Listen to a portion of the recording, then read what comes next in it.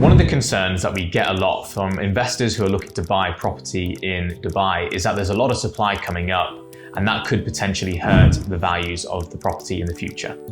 I'm not someone who's going to say that the market is going to keep on increasing at the crazy rate that we've had over the last 4 years. But I also understand that with the supply coming up, there are going to be certain areas of the market where there is going to be a potential recorrection. However, to say that there is a crash that's going to take place in Dubai is a very, very one-dimensional way of looking at the Dubai property market, as you'll soon find out when I explain where all of this supply is coming up in Dubai. For this video, I've created a supply map, which essentially shows us where all of the upcoming supply in Dubai is coming up throughout the city.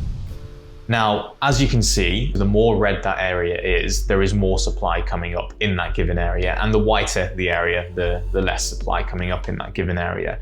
And this will allow us to really understand and be strategic on how to invest in Dubai as a result. There are certain areas, as you can already see, where you're seeing a significant amount of the supply. Just to highlight one for now, the number one location which is having the most supply come up in the next 6 to 7 years is Jumeirah Village Circle, and that actually is taking up 10% of all of the supply coming up in that one small location. Now, when looking at this map, and to add another layer of how to really understand it, it's really important to understand 3 aspects when picking out the right off-plan investment when taking a look at this map. Now, there are 3 things to really consider. Number 1 is obviously the supply, which we use this map for.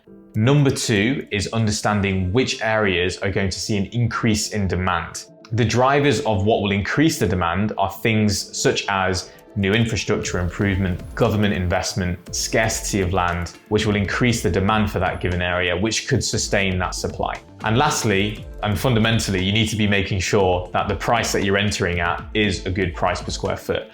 Because it doesn't matter how good or undersupplied a given area is and how much more demand is going to come up. If the prices are way over what they should be charging, it's probably not the right investment.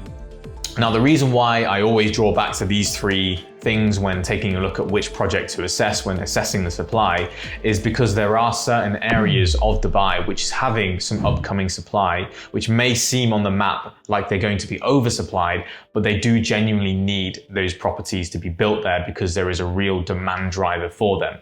A good example of this could be, for example, Expo City, which isn't white on the map, but there is supply coming up here. But there is a real reason for properties to be built here because there's a mass migration of infrastructure. For example, the airport is moving down towards this area.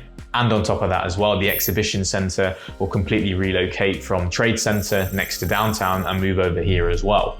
So there is a real need for that demand of property. And given that it's also been announced that it's going to be the next business district by the government themselves, you can see there is a real need for residential properties to be built here. And that's why that is slightly red. If we take a look at a different location, for example, Maritime City, this has recently been opened up for freehold purchase for residential properties.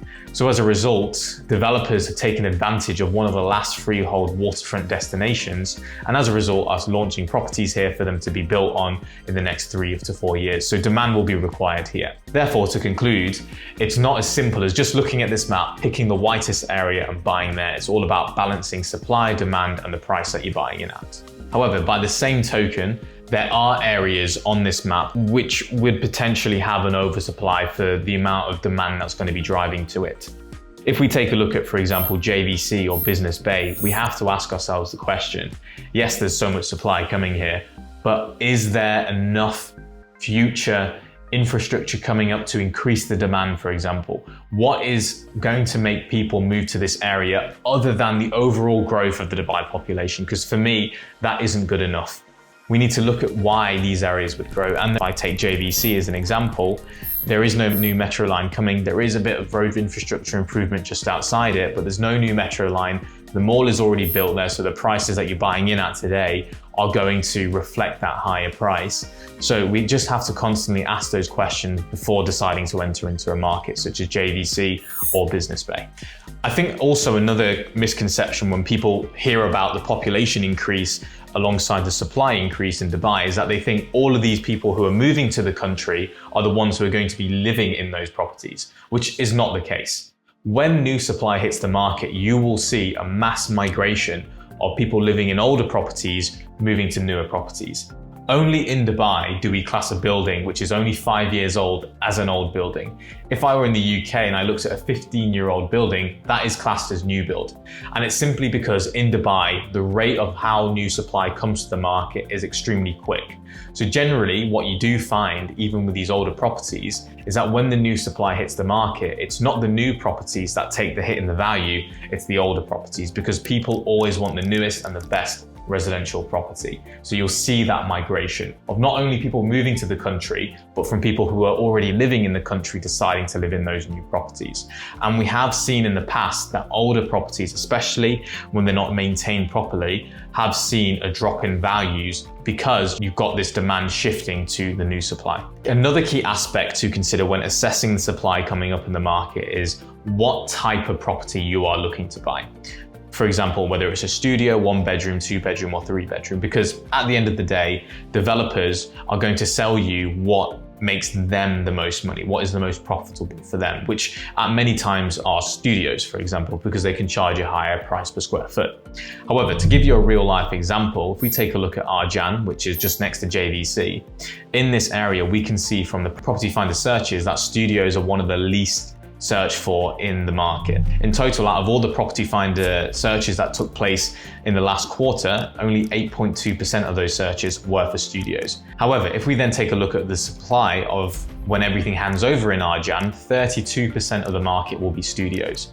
So that tells us there's a real supply and demand shift not in your favor to buy a studio in an area like Arjan. If there's not enough people inquiring on them, why would you buy a studio, especially when that market seems to be oversupplied of studios?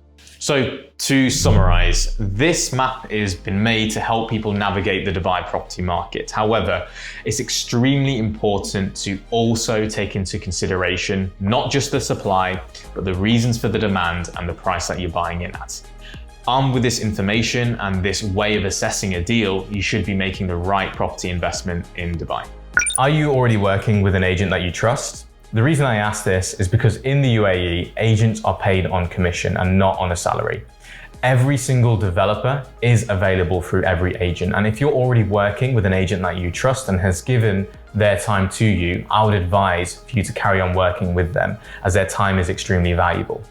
However, if you've not found an agent that is able to show you the whole market and give you unbiased advice, please feel free to reach out to me below. I'll be more than happy to help you with the entire UAE market. If you like this video, please like the video, subscribe to my channel and press the notification bell. And if you have any thoughts or comments, please comment them below in the video. I do try my level best to reply to as many as possible as I can.